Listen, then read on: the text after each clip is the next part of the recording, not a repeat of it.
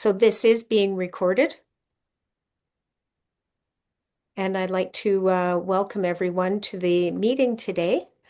I want to say that I'm coming to you today from the unceded ancestral stolen lands of the Syilx, Okanagan, and Similkameen people.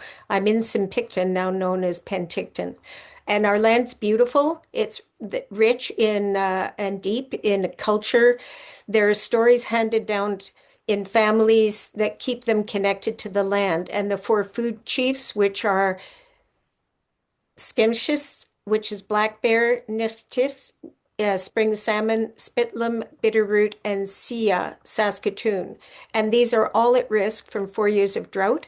This year we have had no snowpack, so we're down to 50% of our regular snowpack. So we're expecting drought in the valley. They're also at risk from human activity in the past that changed waterways, stopping the salmon from returning to the ocean, from the ocean to spawn, and from industry and development taking up land and water. And learning about our cultures of the tribal lands that we live on can really inform us about how to live more gently on the land and care for it with love and respect. Um, and I just want to start off if I can find my slides. Oh, this is what happens, isn't it?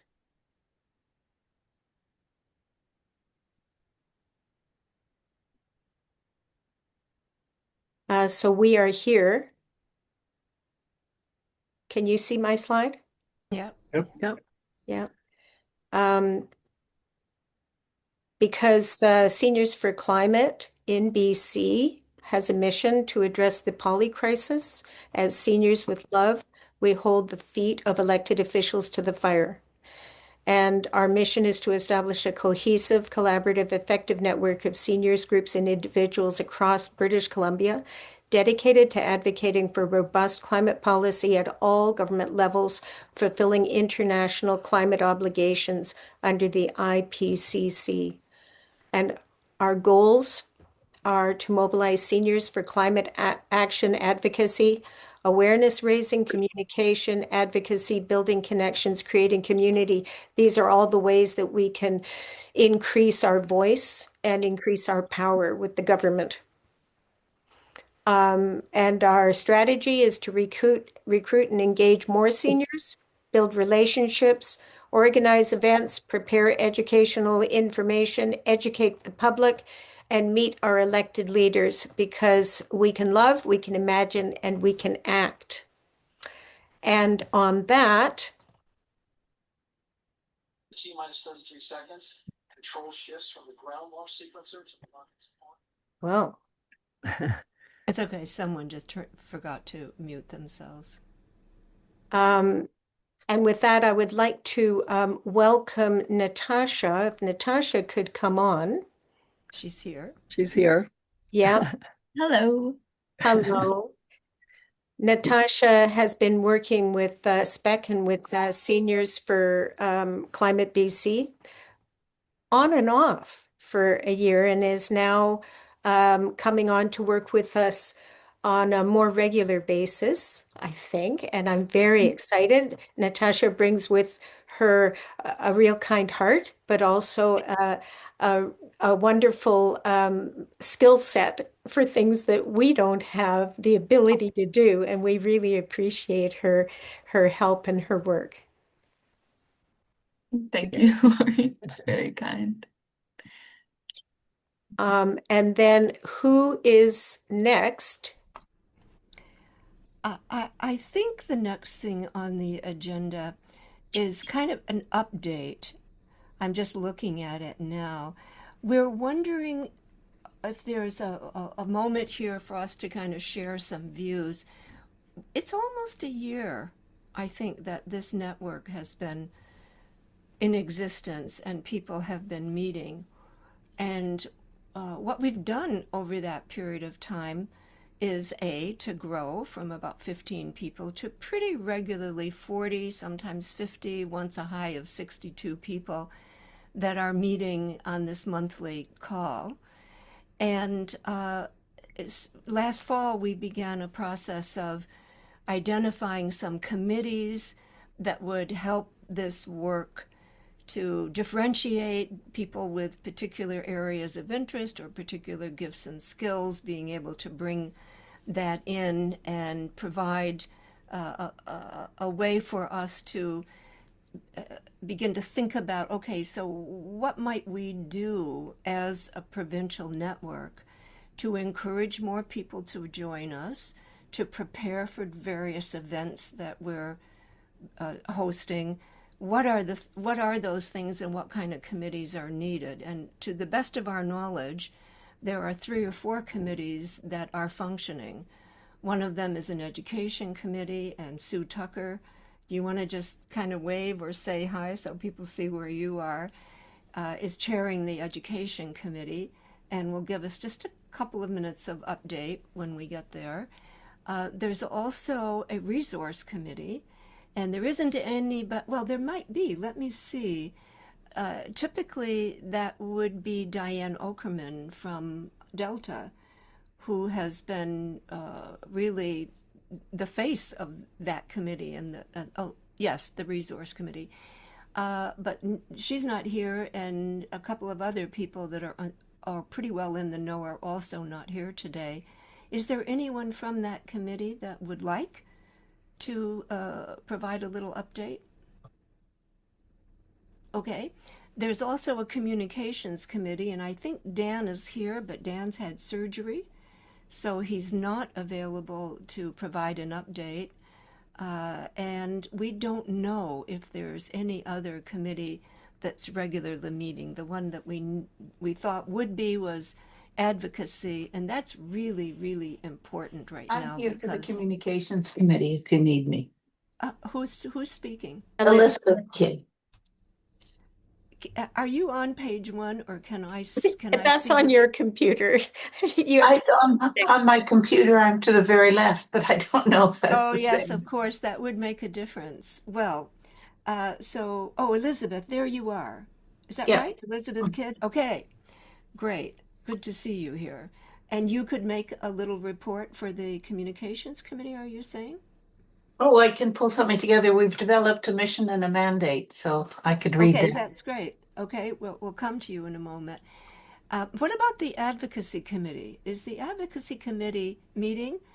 The point I was about to make is the big campaigns that are on for this year are breaking the climate silence and meeting with your member of parliament and building a relationship within the constituency of your member of parliament where hopefully you can get to know him or her, and she or he will get to know you, and you can hold a dialogue. And that's advocacy. It's not necessarily the only way to do advocacy, but that's a pretty important way. And so wondering if the advocacy committee is meeting. Anybody know? Anybody on that committee? I think I that don't, it's I been, think it closed, it folded into the other committees. You think it folded? Yeah, and I think right at the beginning, about a month ago, nobody came forward. So whoever was interested in advocacy could be part of the other 3 committees with the idea. Eric, did you have a comment here about that? Yeah, I got an email from somebody who was more involved in that committee, who had been to more meetings than me, saying that had been rolled into the education And the committee. education. Okay. All right. So Sue, is that what you understand as well? It is. Oh, And so I great. was given a few of the names of those people. And when I contacted them, some were busy with other things, and some actually preferred to do more of education type activities. So I don't think, as far as I know, there's no advocacy group going on. Right.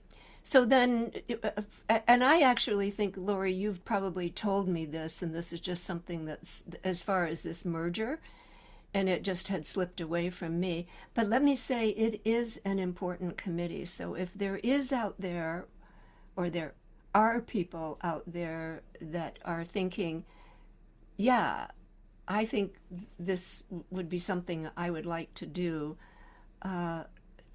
let us know that in some way, and we'll try to put people together. I think that would be an important committee to get up and running. Lori? Perhaps I could just give a little bit of background about what that group might do. Okay. There is a spreadsheet that has already been set up with all of the ministers' names and email addresses, I believe. And then it has a date of contact, a space for a date of contact, a space for the meeting date, a space for the follow-up. So there is a spreadsheet set up that could be used to help people to organize their meeting with their MP, their minister or their MLA. And that group perhaps would have the sheets sort of like we used in November when we did, or October when we did the training session, and help people to connect, to do the work, to connect with their MLA. How did they set up a meeting? How do they do follow-up? What does the meeting format look like? And support them on that journey to have that meeting with their MLA. Because, of course, they can be in person, but they can also be virtual. And when we meet with ministers, it's good if they see people from different parts of the province, not just from Victoria or Vancouver. So that advocacy group could be a support group helping people to connect and set up those meetings and organize the format of the meetings to take away perhaps some of the pressure on the people who would want to meet but don't know how. Right. So it could be just a couple of people even who have experience with meeting with their elected leaders and are able to guide people if people need that kind of assistance. Right. And there are, John, I'll come right to you. There are two recordings, one from this hub with Laura. I forget Laura's last name. Oh, I'm so sorry. Let me just put that on hold for a second.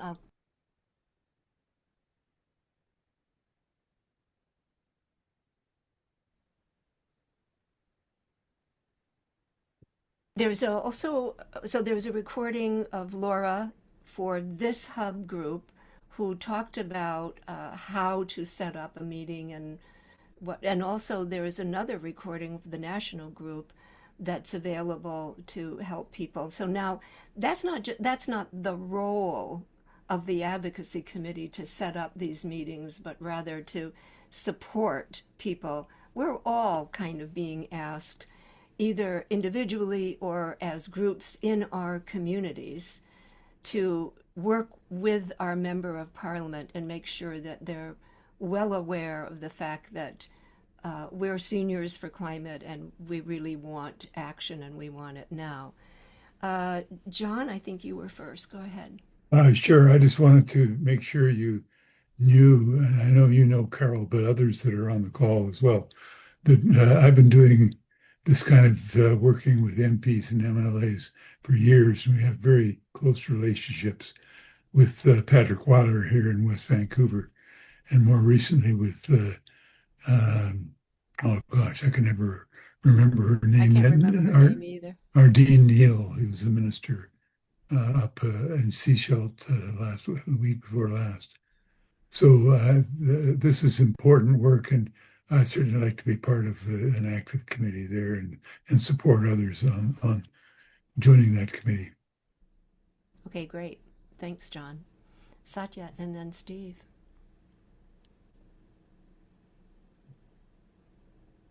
Satya?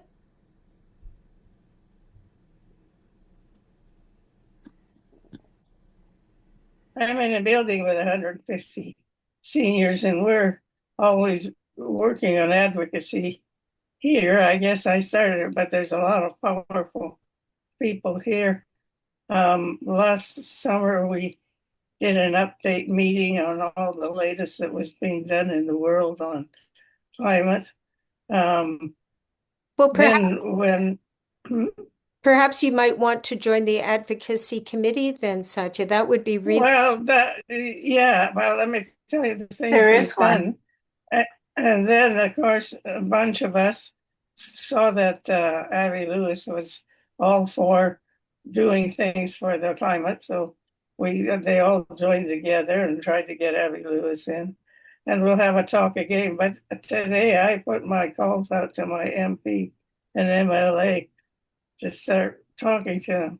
Great. Perfect. That's what we hopefully all of us or many of us, and you don't have to do it alone. In fact, the strong recommendation is to have a team that you can support each other and that you go in having an idea of what you want to talk about, the points you want to make, and who's going to make them. Steve, go ahead. They said that they prefer one-to-one. I missed that. I didn't understand that. That to visit the MP, they prefer people to come one-to-one. Well, Not the ones I work with. They don't mind you if can do bring that, but that's not necessarily going to be the most comfortable for you. And it has been recommended in both instances where I've heard people talk, do it as a team, but you can do it one-to-one. There's nothing stopping you. I'm not bothered by that. But I Yeah. imagine then after I go, then some of my group will go little by little. And Well, we plan to have all of them go. think about it as a group and decide how you want to do it. Steve? Mhm. Yeah. SCAN had a SCAN is Seniors for Climate Action now, and Yes. they had a national day of action on this last Friday, and the idea was to meet at different MPs' offices. And I met at the one at Esquimalt, Souk, and there was just two of us there. There's no media, no MP, no nothing. So, it would be nice to have an advocacy group that set it up so that something could happen out of it. Since this day on Friday, SCAN wants to now do the different groups across the country will operate autonomously from the main group in that they'll decide what day they want to go and possibly once a month and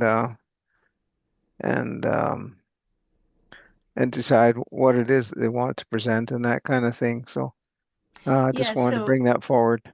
yes. So SCAN actually, Seniors for Climate Action Now, is started this process, and they are also one of the groups that started Seniors for Climate, which is who we are, which is quite confusing. And it's the adaptation of their program that we're doing, but basically we're adopting it to do it. But each group has to figure out what works best for this group. Yeah. And just a thought, Steve, the advocacy committee probably wouldn't actually set it up, but can give you the materials and the kind of thing that Lori has suggested, that will help you to understand the framework in which to set up a meeting with your member of parliament and how to function together as a team and so on. Mm-hmm. So people can write to the BC Hub email address if they would want to be more active to help people do advocacy, because we have to get to our other committees reports and then continue with our workshop today. Great. So Sue, would you like to do an update on the Education Committee? Just a minute or two? Okay, you can time me, Carol. I'll be quick. No, I'm not going to time you. I'm just going to. Okay.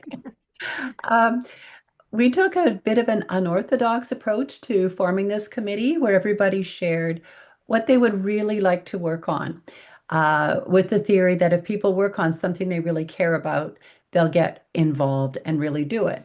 So we ended up with 3 different working groups. There's a research group. There's a personal touch group where people who prefer to have individual conversations about climate do that. And then there's a group that works on group presentations, like climate cafes or others. And so at the beginning of March, that was our last meeting. People really got started with that. And I have to say, I was a little bit nervous about how it would work because it means that we have to be able to work together. If I'm in the group presentations group, I have to be able to ask the research group to do some research on various things. And it's really exceeded my expectations. Wow. So, for example, the group presentations people put together a spreadsheet so that we can all access it. And every time that we have an individual conversation or do a group presentation, that's recorded and we can see, we can keep track of that. We have a beautiful presentation that I'm going to get to take, but I didn't put it together. Somebody else put it together about the values of thrifting and not buying new clothing. And it's really a nice handout that will open up individual conversations. People have done research on the new Princeton mine, like the expansion that's coming up. Somebody put together um, an explanation of how to have people for dinner and have pizza and how to open up a conversation with a big group of people. And I think he's done that once a month. And so that's all been recorded on the Excel spreadsheet. So it really came together. It's been great. And the other thing I've noticed is how many friendships have sprouted up from this. And when we're seniors, it's really important to to build new friendships and maintain them. And when you have people with similar interests, it's just that much easier. So that's something I wasn't thinking about. If you're interested in any of those groups, I'm going to put my email in the chat and I would love to hear from you. Thanks, Sue.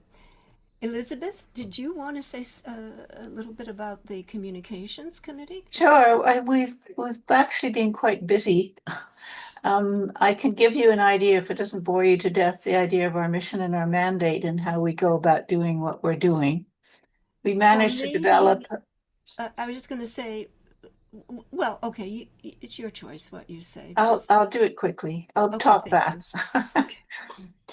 We developed an agenda format, which helped us construct because we take turns being chair. So it's a very collaborative way of running a meeting, and everybody gets a chance to boss somebody else around.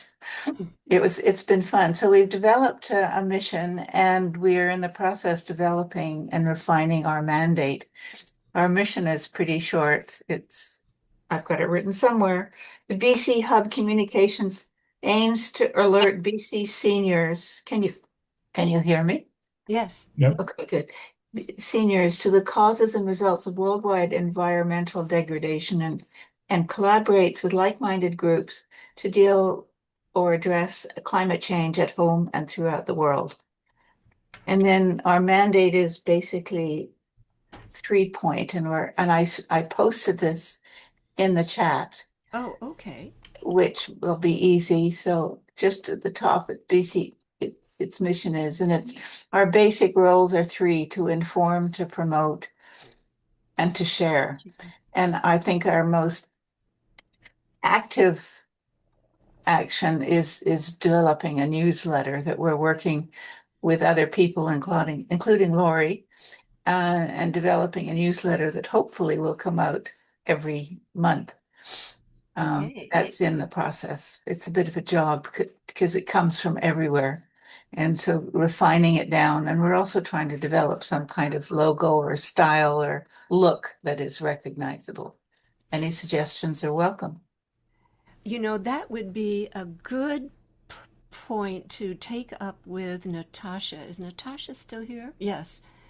Because Natasha, I think, could help you in that realm. In So, what realm? Which part of it? putting it together. Oh, the newsletter. Yeah. Figuring out there's going to be a conversation around templates for how we brand, if you will, Seniors for Climate BC Hub. Yes, it's important. Yes. Issue for the communications committee. Yes, and so there's Natasha is back so that you can see her. Natasha, maybe it would be good before I know you can't stay. I think you can't stay the whole time today. To just make sure that you have Elizabeth's name and communicate with her, and of course Dan as well. And Dan is usually very busy in our committee. Very busy. Yes. Yes. Okay, well, Elizabeth, thank you very much. Thank you You're very welcome. much for that. Yeah. Happy I So could. I don't think anyone is here from the resource committee, but I can give you just a little update because I've been tangentially involved with that. I think she's a committee of one right now. No, there's a little more than Oh, that. good. Yeah. But there is everything is in the works for a landing page for people to go to look at, to get involved, to find out about resources. This is the resource committee, to find out about resources, to get links to resources. And what's being worked on now is what level of access people, that is Diane and Hilda, will have to manage the content inside the whatever the framework is, probably Google Docs, their ability to manage that with sufficient access. But we will, not immediately, but hopefully maybe by the end of April, hopefully maybe even before, have a landing page and have materials that start to be accumulated in a location where if people want something, they can go to the landing page, find out what kinds of materials are there, and ask for different things. So, Lori, you just gave a look that made me wonder whether or not I've described that in the way that. Yes, I think so. And all of the resources are going to be in probably in Google Drive in folders that people will be able to access easily so that they can see if there are slides about a climate cafe, they can go and get climate cafe information. And so that's the whole point, is to be able to find things that you need for your community to do an activity or to have educational materials to hand out.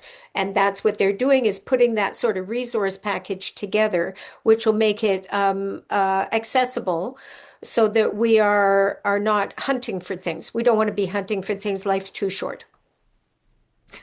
Yes, I agree. And so I think that, go ahead. On that note, I think we need to move on to the next part of the agenda. Yes. And the next part of the agenda, John, is for you to take just very briefly to describe the overarching idea, not in a great deal of detail, but just to describe this climate emergency briefing that you and Dan are working on. Sure, I'd be happy to do that. Well, this, for those of you who haven't heard this story before, it springs out of the fact that we are facing a climate emergency, but we're not acting as if we are as a government in this province or the country. And but another country that is taking action is the UK.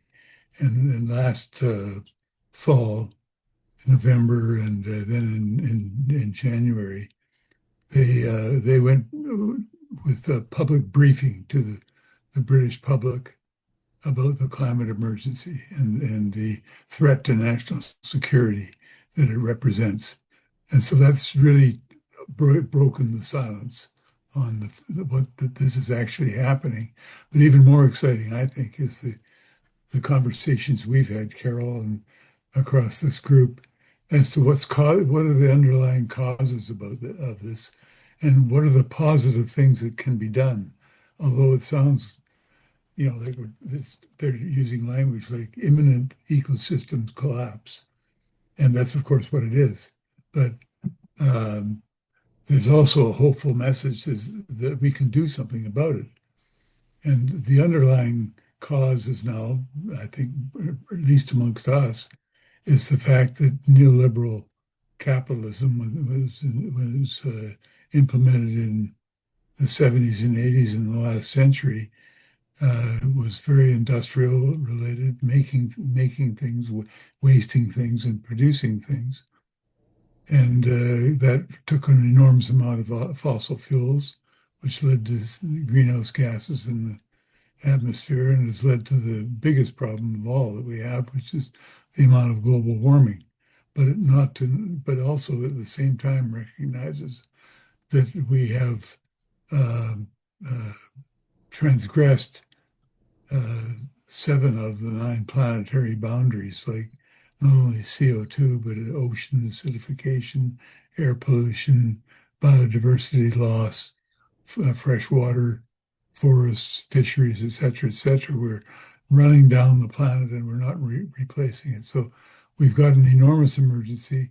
We have a coherent idea of why it's happening and therefore coherent things we can say in advocacy to the public.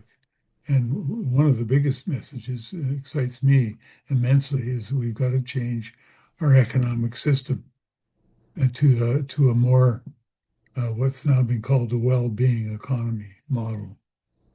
And that is a very exciting message as to how we describe what a well-being economy looks like, what are the components, and what can we go to a climate cafe and describe to people as a well-being economy. And that applies nationally, provincially, and it applies very locally as well. And I don't know if you, And you're proposing there will be. yes, yes. There's more to the story. So we met week before last with Randine Neal, who's the minister for BC under the NDP for land, water, and resource stewardship. So she's got everything in her mandate. And we chatted with her. Didn't have a long meeting, but Dan and I met with her. And she was very enthusiastic about this idea of having a public briefing on the grounds of the legislature in May of 2027 to say, folks, we have a big problem here.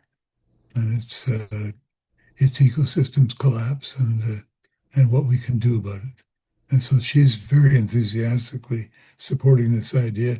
And she's very interestingly supportive of playing this theme of doing something about our economic model and moving away from neoliberalism to a well-being economy. Great. Thank you. And I think it's fair to say that this is as it moves forward, this will be a major project to pull together a climate emergency briefing for British Columbia and work with potentially a minister of the government in doing that. So that sounds like a very exciting project that we will all in a way be a part of, and some of you may wish to play an even more substantial role, which is why we thought it was good to have Dan or John, and today it's John, talk about this. So it looks like that's initiated. We'll take two quick questions before we move on. There's going to be time coming up in future meetings to talk about this as well. Go ahead, Jeff. Or was it Patricia first? I don't remember. Patricia, okay. Hi, I just want to bring up the concept of the wealth tax. I just listened to Wab Kinu's speech at the NDP convention, and apparently Manitoba has a wealth tax. Chrystia Freeland, that budget under Trudeau's last budget included a wealth tax. So I think that's just a really important concept that needs to be included in something like this. The I can inequality, I can I can yeah, reassure you that's embedded deeply in my brain and has been for 20 years. So Okay, I yeah, agree with great. well, you, yeah. Carol. There you Okay, go. There there. you go. Thanks. Thanks, Patricia. Jeff. You're muted, Jeff. Jeff, you're muted. Jeff, He knows it. He's figuring it out.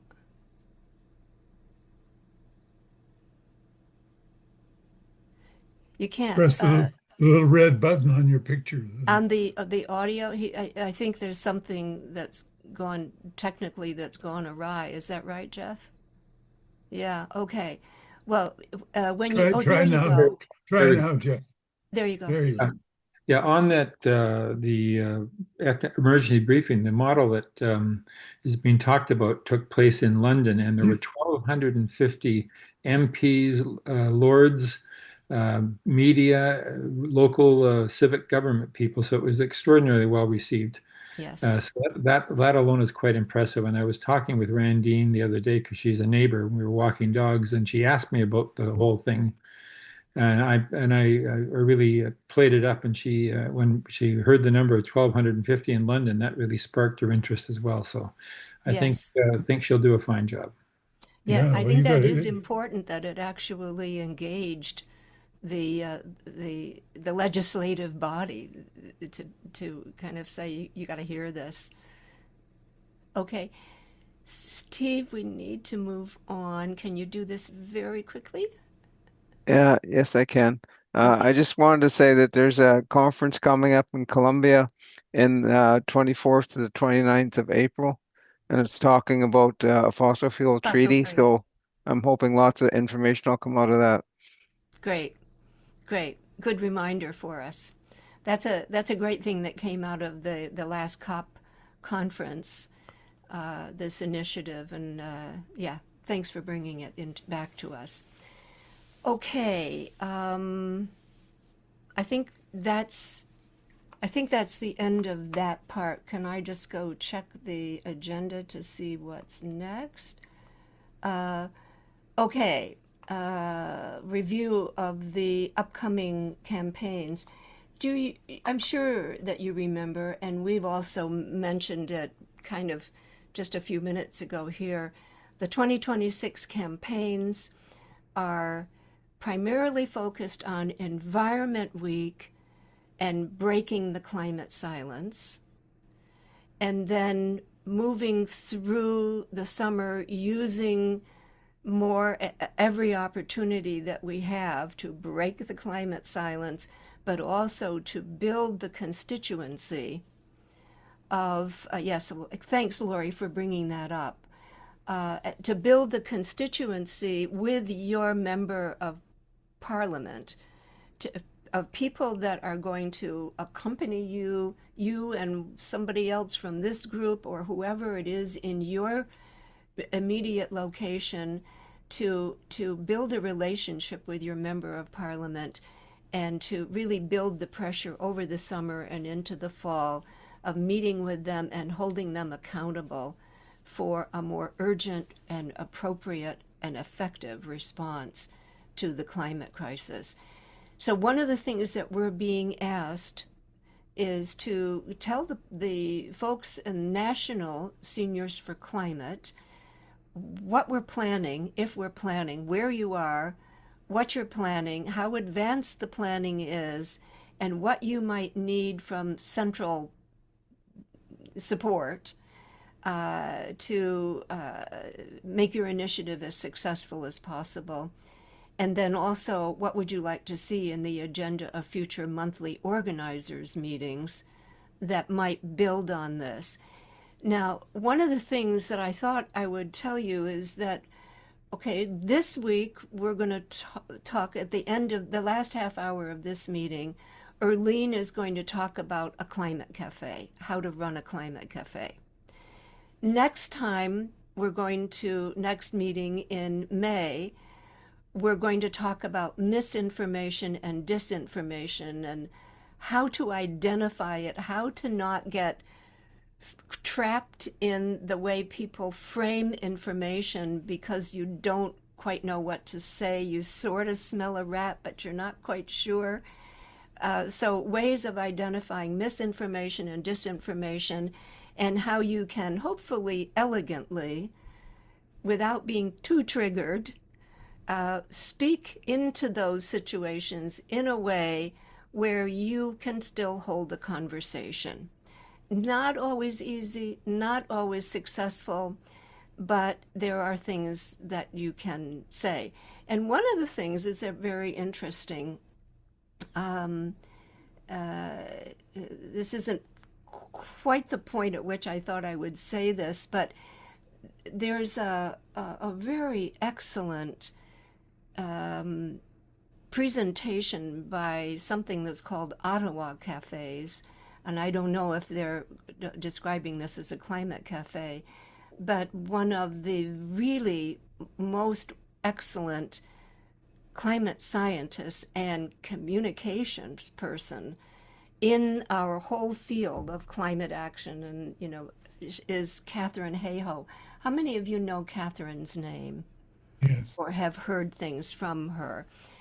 I'm going to put into the chat a link that will take you to the talk that she gave, because that's stirred quite a bit of enthusiasm among some of us in Seniors for Climate, saying that this is just an excellent, excellent model to help us learn the kind of information. So one of the things that she's saying is, in the big public, there's about 10% of us that are activists, and there's another 10 or 15% of us that are seriously, oh no, sorry, another 10 or 15% of people, I think it's actually closer to 10%, that say they're not too worried.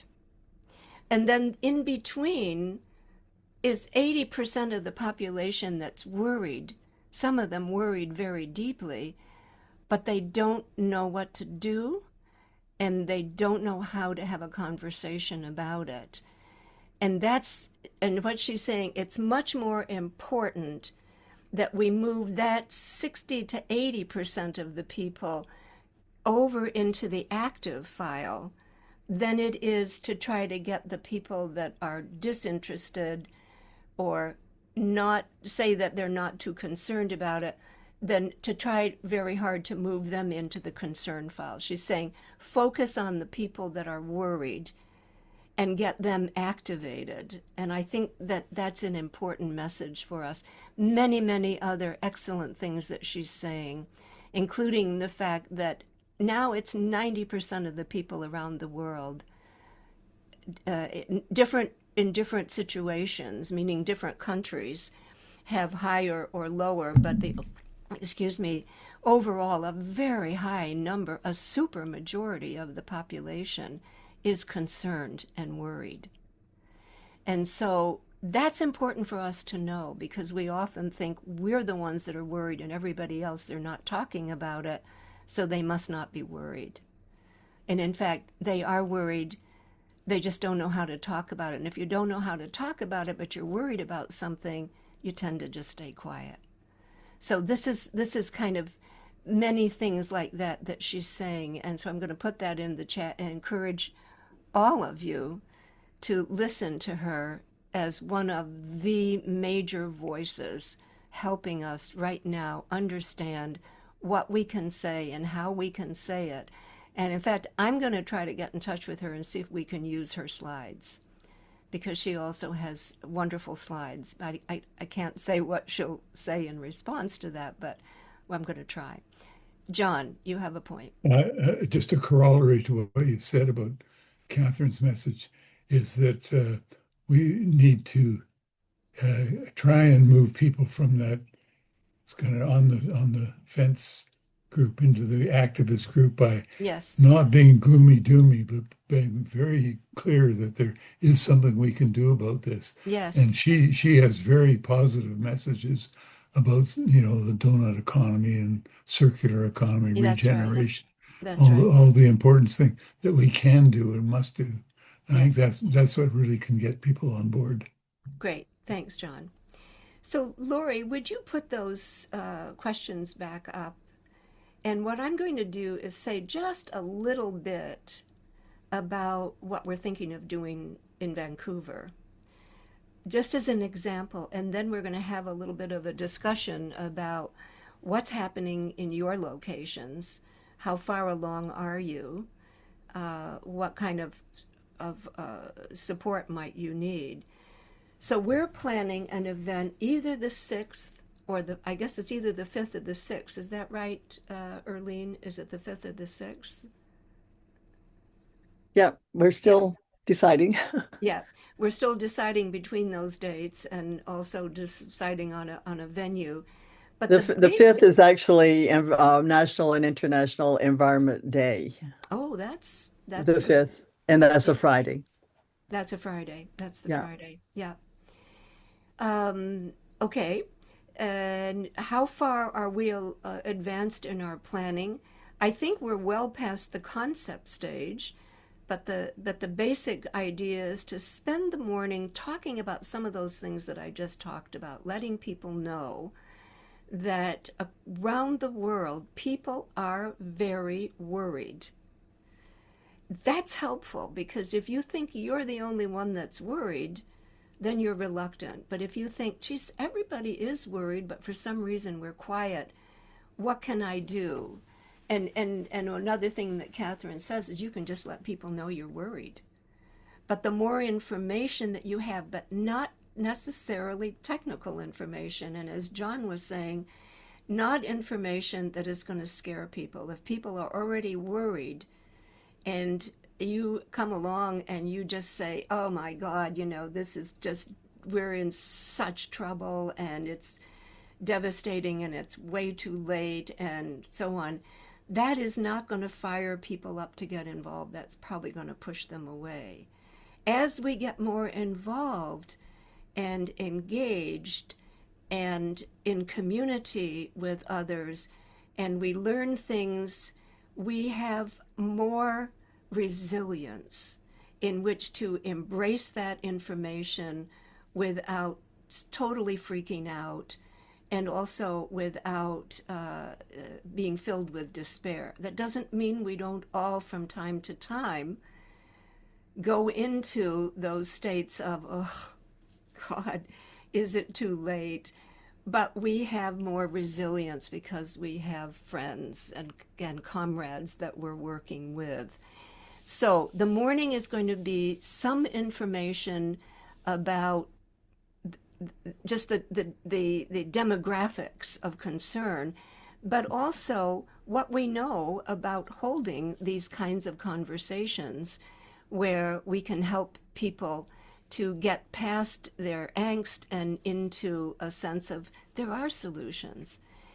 And then in the afternoon, the major plan is to actually help people try out some of these ideas for how to talk through a conversation across some differences. But again, also how to identify, is this person already got their mind made up? And this is not going to be, this is going to be a pretty hard slog. Or are they saying, yeah, like you, I'm really worried and I don't know what to do? That's an opener. So we're going to try to work with some of the ways that people can actually have these break the silence, the climate silence conversations. I haven't looked through all the materials that Seniors for Climate Central has to support that initiative, but I will be doing that. We will be doing that. And I think one of the things that I would like to suggest for the monthly organizers meeting is that everyone watches Catherine Hayhoe's relatively new climate talk that's online. So that's what we're planning to do in Vancouver. It's called a Climate Cafe. But it's an extended climate cafe that gives people not only time to get the information, but to practice the skills. Because it's one thing to say, well, here's what you should do, and it's another thing to say, well, here, I'll show you how to do it. But it's really effective if people get a chance to do it themselves and to feel, oh, I can do that. Yes, Lori. So in Penticton, we got into the Recreation Center program, and the first week of June is also Seniors Week here. I think it's also BC Seniors Week. And so we're having a seniors climate cafe, and I'm very much looking forward to the workshop today, so I know what to do in the meeting that we're going to be having. And it's possible that the people showing up will have no knowledge at all and be very beginning curious. So it will probably be quite a basic cafe. And yeah, I'm really looking forward to learning something today. Great, great. Okay, well, I don't have Catherine's link as close as I thought, so I'm going to just open up a discussion, but then I will go out and look for this link.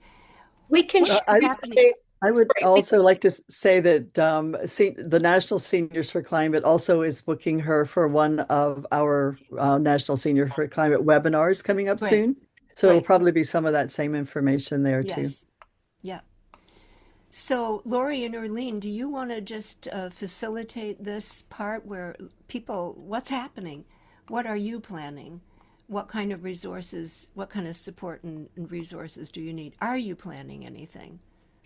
Who's planning something? So in the follow-up email, we will include these that I just showed you about what the national group is asking us to do, along with the email address for you to send it in, because they only send that around to the organizers. Some of you may be doing something, but you may not be on the organizers' email list. So I'll send that around with a copy of this recording that you can share. And then you can send in what you're doing because right now we have about 20 locations in BC, stars on that map. And if people are doing something for that Environment Week, then we get more stars on the map in different locations, which helps to show everyone how we care. And it also helps when we go to see an MLA or a minister to say, hey, listen, we're not just in one location, we're all over the place and we are active. So we will send that to you. And then we can also send you the link to these slides that Erlene is going to be showing today for the workshop and then the recording. So we can do the same thing with the links that we have in the chat. I'll include those in the follow-up email as well. Okay, so the link now for Catherine's talk, which Lori will put in the follow-up materials, but if you wanna go watch it tonight, just click on that link, and then that'll open up, and when this is over, it'll be in your browser. Okay. So Erlene, when I'm doing the slideshow, I can't see you. So you're going to have to say next to me for me to advance it. Okay? Yeah. Okay, so we're turning this over now to Erlene, who's going to do the slideshow about climate cafes. Thanks, Okay, everyone. well, and Lori, then you're going to start with, and thank you, Lori, for doing slides. I just sent Lori a very garbled sort of outline, and she put together some slides, and I'm going to try to work with those today and fill in some blanks around some of the information. Obviously, climate cafes seems to be the topic of the day. And Mm-hmm. I hope that this bit of a garbled introduction to them will be helpful. So what I think we'll do is run through the slides and a bit of commentary about them, and then have time afterwards for some questions because I'm sure there will be some. And one of the things that keeps occurring to me as I try to think through this is no one size fits all. I remember being quite taken with Rebecca Solnit's, the title of her most recent book is called No Straight Line Takes You There. And I think that's what we're talking about with a lot of the work that we're doing right now. And what I'm going to talk about with Climate Cafes is certainly one that's just an outline of things that you can do. Some people call these groups climate resilience groups. Some people call them climate or kitchen table groups or just climate circles. And so you know your community and yourself. And so whatever title you might want to put on it is fine. It doesn't really matter. But Lori, if you want to move to the next slide.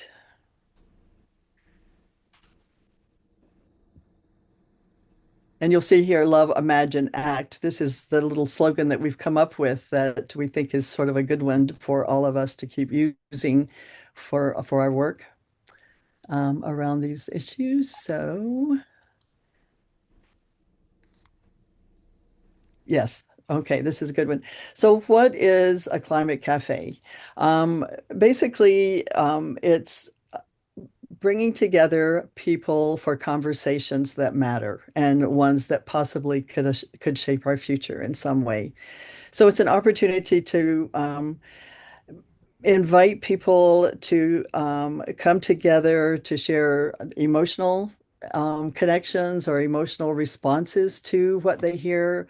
It's an invitation to reduce isolation among people, one of the main things, and this is what we're talking about a lot with breaking the climate silence, is to normalize discussions regarding difficult topics to do with climate change, climate issues, the climate crisis, and different things like that that are so important. And as Carol said, we often think that other people don't want to talk about these things.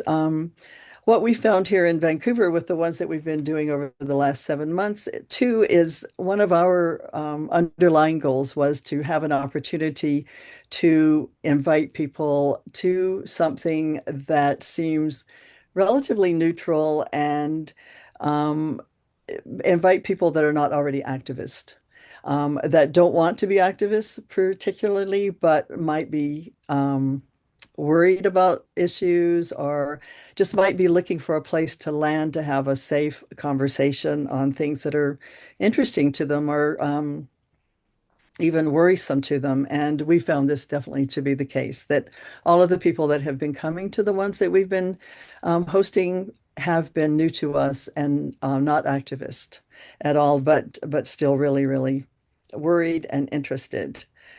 And one of the other important things to consider too is when you facilitate or host a cafe, um, it's of personal benefit. It's really been great to find um, places where you can have, it's very cathartic and very empowering to get together with someone else and to plan this sort of thing. And um, yeah, to find inspiration and hope and optimism just by working on something and then offering it to a new community.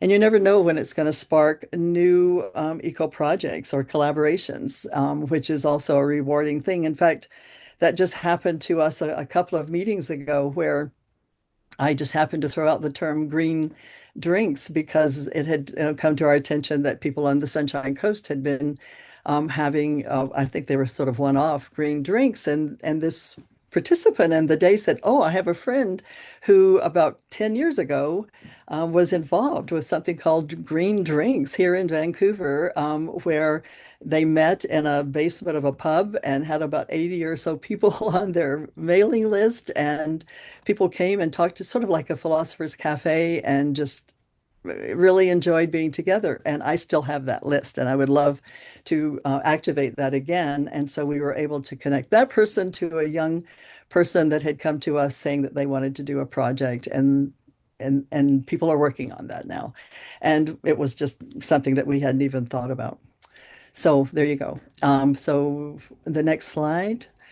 Um, so by doing these, or when doing these, it is important to decide what you want to accomplish by doing them. And even though climate cafes are not exactly meant as action groups, like I said, often they do inspire action. And there is a ripple effect often. So, but mainly they're meant for people to come together and have conversations. So when we put the first one that we did together, which was to older folk from Seniors for Climate and to young folk, we came up with these three goals. And these goals have worked for everyone that we've done because we've been doing one a month. So we want people to leave with a sense of agency or personal power in the face of climate change. We want people to feel comfortable in climate related conversations in the room. And we also want people to understand how to use personal stories to communicate effectively. So those have been sort of our underlying goals. And like I say, they've worked for all of the ones that we've done since then. And some of the topics that we have done have been green burials, looking at resilience during the poly crisis, gaining empowerment through storytelling, letters to the future, and there have been several others that, and so what we've done yeah, well, I guess the next slide, Lori, is the way we have done it. And again, it's the way we've done it, and you can do it however works for you. But we put together, well, we worked with some people from our local steering committee and some people from the local Suzuki elders, who basically are all Seniors for Climate members as well, and met together and clarified what our topic, or came up with a topic for this particular one. And so each time we've done one over the last 7 months, it's been a different topic. And so we decided what the topic was going to be. Then we developed an introduction to present about that topic that was between 10 and 20 minutes. And then we made sure that we were able to explain what the engagement and dialogue process was going to be. So yes, thank you for the next one. And so what we have also done is sort of a combination of what's called World Cafe and Climate Cafe, because Climate Cafes, if you look them up, basically don't have the kind of format that we've been using. They just basically are conversations where people are invited to talk about the emotional aspect, more or less. Like I said, even though that might be a catalyst for action, they're not this specific as to the process.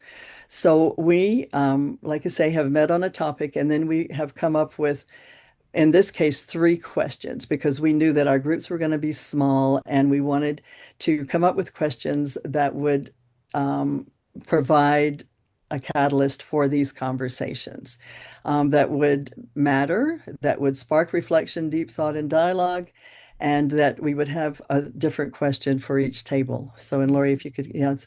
And then we started realizing that the questions have to stand alone, because the people at the tables do not go in order necessarily from one table to the next. But we'll talk a little bit more about that in a few minutes.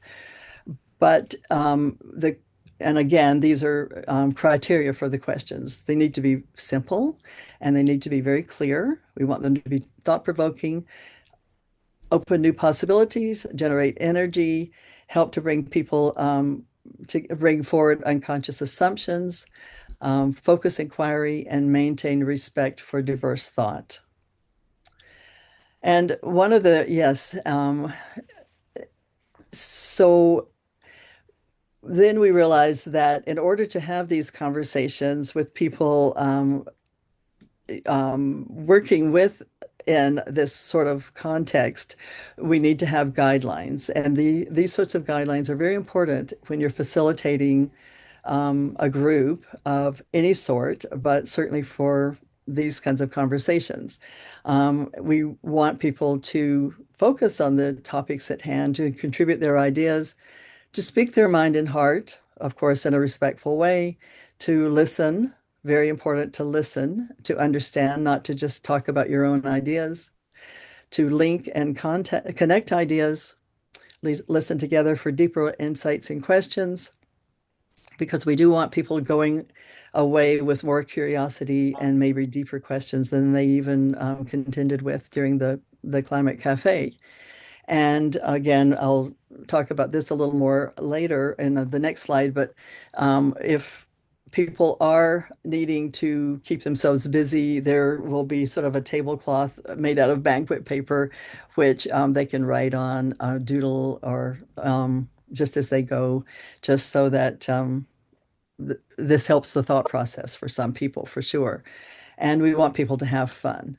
And one of the things that happened in our very first one was an 85-year-old woman walked in the door and she was the first one there, and she immediately let us know that she was not there because she was really engaged or going to be engaged in the process, but she just happened to have time that during that particular time, and thought, oh, well, this sounds kind of interesting, so I'll go.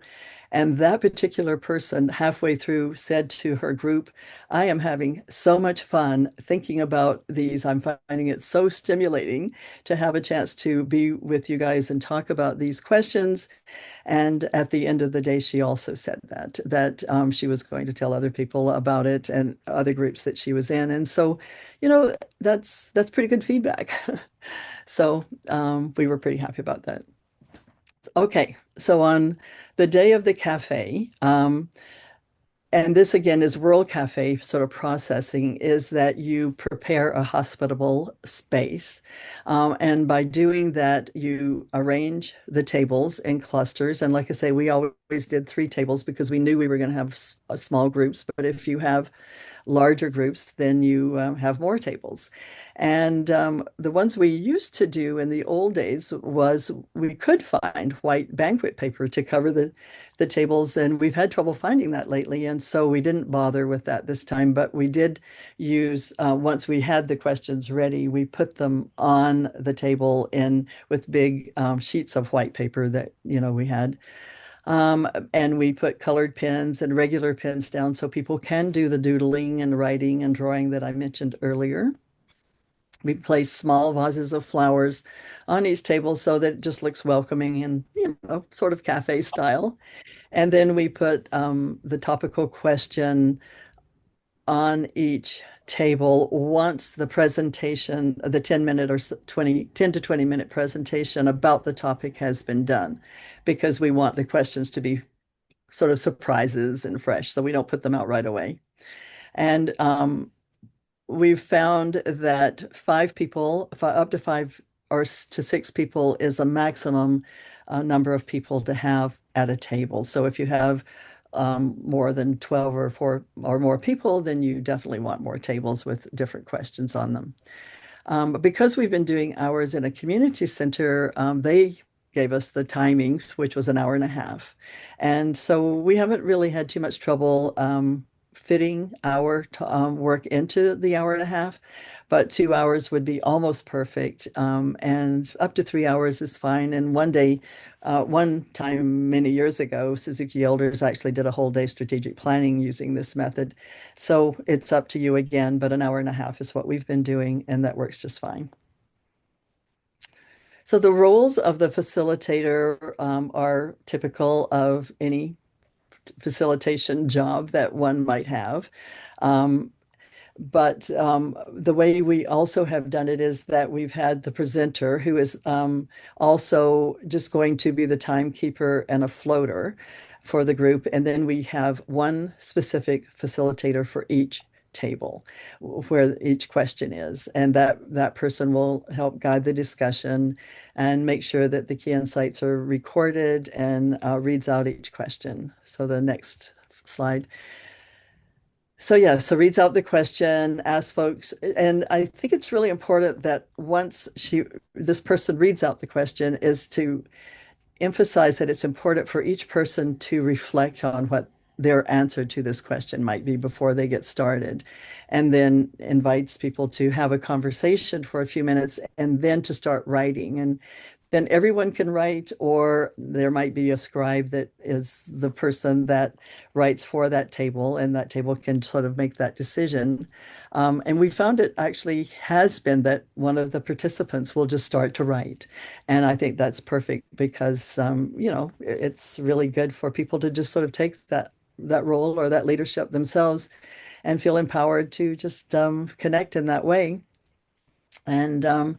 And then that table will sort of try to summarize. We'll give them a few minutes prompts when they've got, say, 3 or 4 minutes left, and ask them to start looking for key connections, key ideas, and things, so that table is left with some sort of summary. And then the next slide, Lori. they jot down their answers, they take turns speaking, they listen respectfully. It's 15 to 20 minutes limit at each one. And then we're asking people, I just mentioned, to ask them to sort of summarize what's at their table. Then they move to the next table together. And the facilitator from our planning group remains at that table. And then, yes, and so that person then, when the next group comes, offers a summary from the prior conversation and tries to link and build on the previous ideas. And but what we find is that people also want to add their own ideas to that new question. And so yeah, it's just a way, and we're really not even all that worried about what the end result is. It's mostly about the process of coming together, of having conversations, of sharing a theme or insights, and that's what people have really, really enjoyed. And um, I think gone away with some new ideas from some new friends. And we've had a few people, like I say, that's continued with us through the last few that want to help us with other projects. So, and then after we've had the three groups at three different tables for the 15 minutes or so each. We bring everybody back together, and the main facilitator, who was usually the presenter at the beginning, um, opens the discussion with the whole group and looks for themes and things that people can take away, and just has a general discussion about everything. And then sort of if it's been a topic such as resilience and the polycrisis sort of thing, then that person usually has something more that they want to share about that topic. And so, yeah, so we see this is a really perfect way to break through the climate silence and to continue having these discussions. And so I think the one that we're going to do in May or early June will be on that topic as well. Okay, I think that's really all I have to say at the moment about that. And so, was that useful at all, or do people have questions or comments about your own experiences having these things? Eric, I think I saw your hand first. Yeah, I want to say that I'm really glad that what you're doing is different from the kind of classical climate cafe that was just a kind of group therapy kind of thing. 'Cause we did quite a few of those in Climate Justice Victoria, and it was actually kind of a disaster for the group because it took a lot of effort and we got zero new people out of it. Ah, okay. So I think if you want to, this basic organizing, if you want to grow this movement, break the climate silence, one of your objectives needs to be to bring new people in. And I think it's great to have like this objective, particularly for a seniors group, to get particularly younger seniors who are recently retired, who now have time to do activism if that's what they decide to do. Um, have that on your objective list. Do not leave movement building winning off the objective list with these because we did that in Climate Justice Victoria and it was a sad mistake. Thank you. Thank you.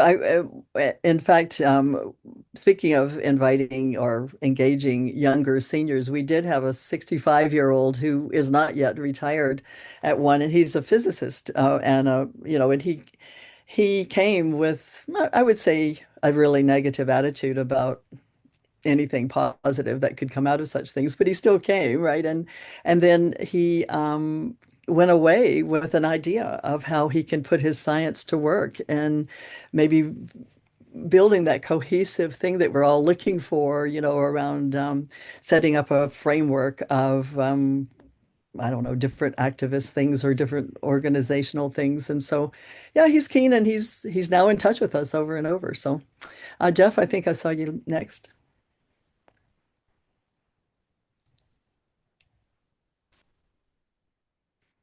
There we go. That was terrific. The great slides and a great presentation. Two questions. How is it advertised so that you're attracting the people that you're not singing to the same choir every time? And two, I wasn't quite clear how the sort of the end of session reports back. Is that through a the single original presenter, or is it through the lead people at each table who then summarize the discussion to the whole, or is there a summary to the whole?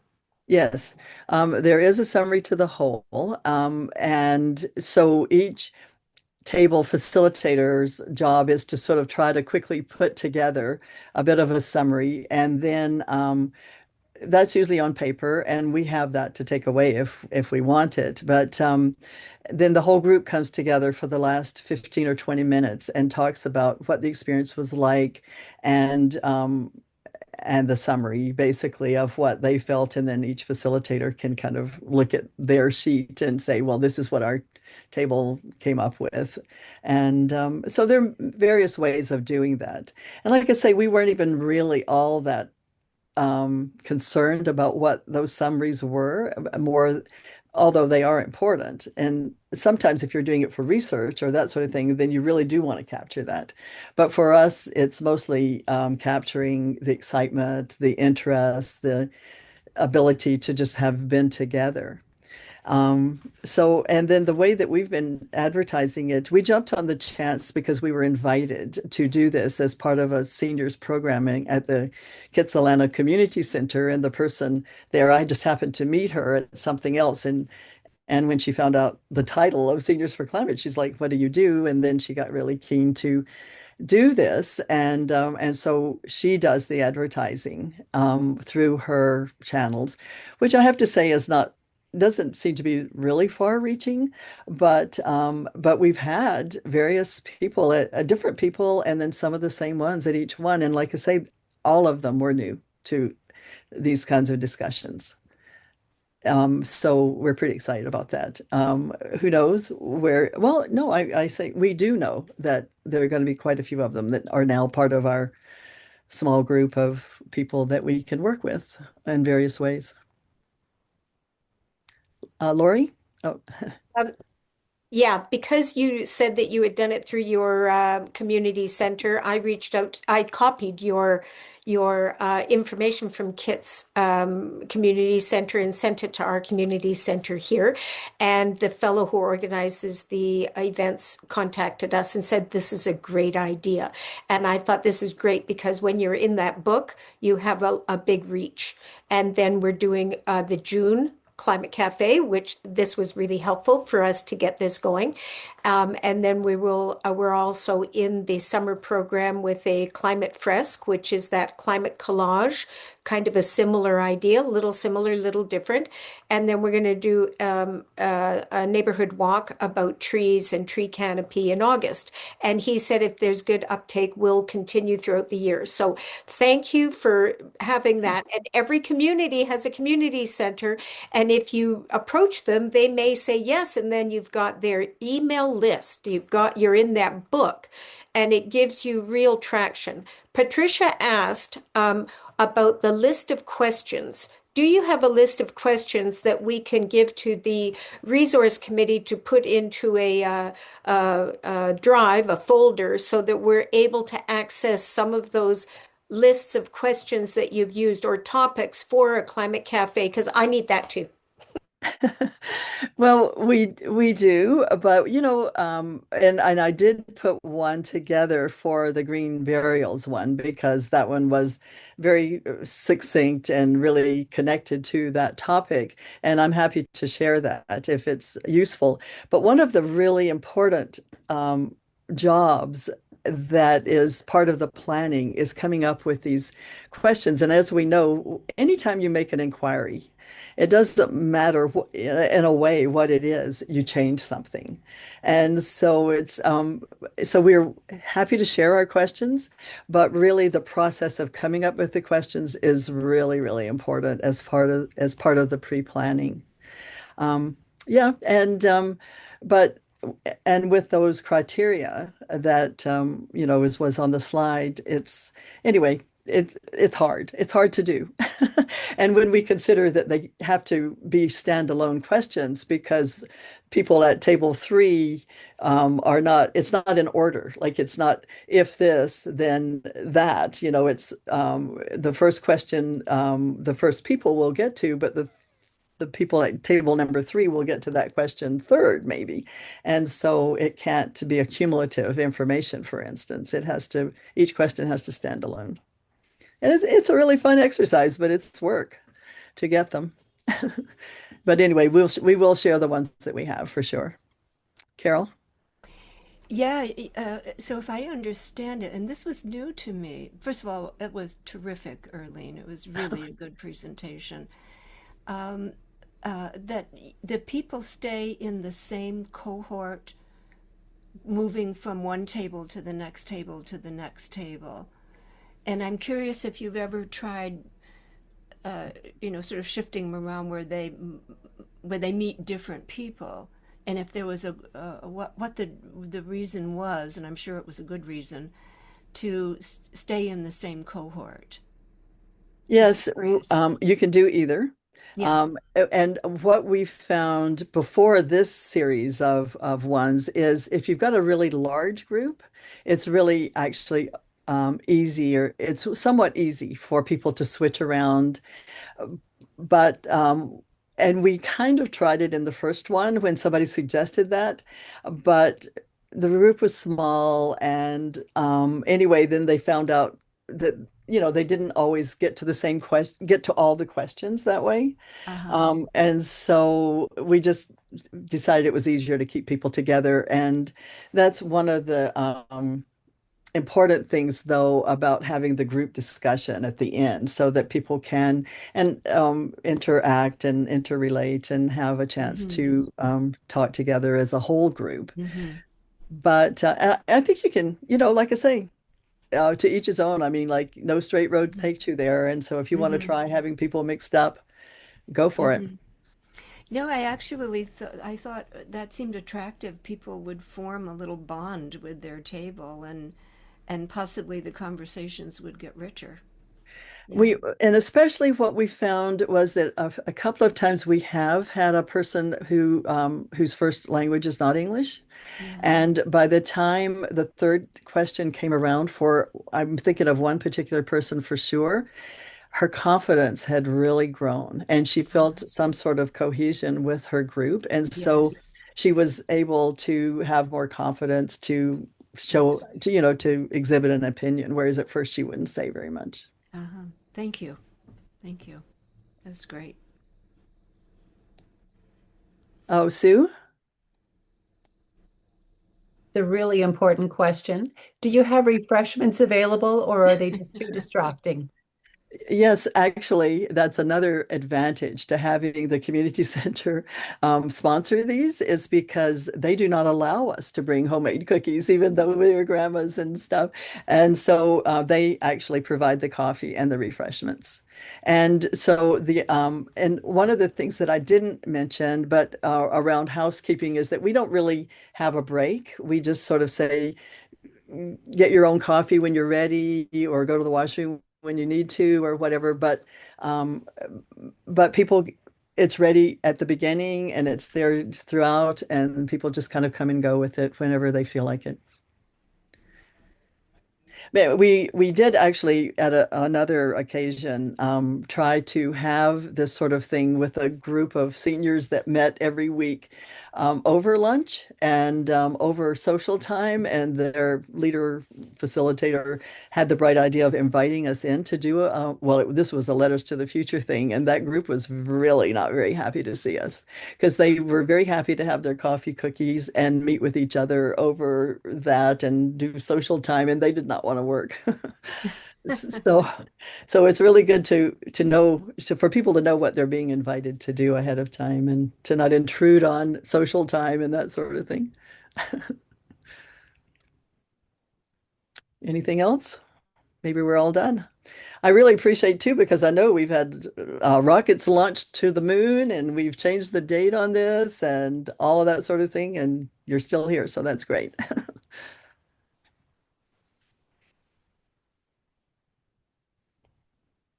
I would think we're done. Well, I think I can certainly speak to that amazing presentation. I am very ready to get going for the June event. And I put into the chat to remember to register for the Bill McKibben webinar next week. Again, in the follow-up email, you'll get the link to register. They've got hundreds of people, but they want a lot more, so invite your friends.